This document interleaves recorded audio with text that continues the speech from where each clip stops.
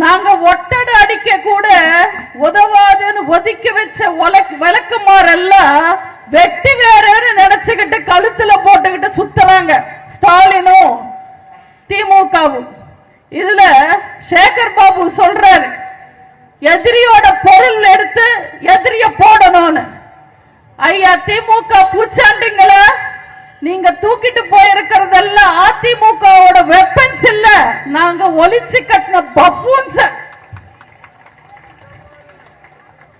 ஆதாயத்துக்காகவும் அரசியல் லாபத்துக்காகவும் சம்பாதிச்ச சொத்தை பாதுகாக்கிறதுக்காகவும் இப்படி அசிங்கமான செயல் செய்யறாரு ஓபிஎஸ்.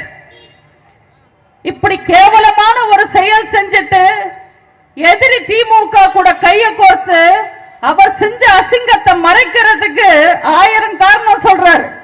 அதுல ஒண்ணு எடப்பாடி எதிர்ப்பு. என்ன கட்சி பொறுக்க சொல்றார். 4 வருஷமா நான் தனியா இருந்தேன். 4 வருஷமா தானே தனியா இருந்தீங்க. 40 வருஷம் அதிமுகவோட சொத்தை தானே சுரண்டி தின்னீங்க. அதெல்லாம் உங்க உடம்புல ஒட்டலையா? ஒருவேளை சோறு போட்டாலே உசுர கொடுக்கிறவன் மதுரைக்காரன். அந்த ஊரோட பேரையே கெடுத்துட்டாரு.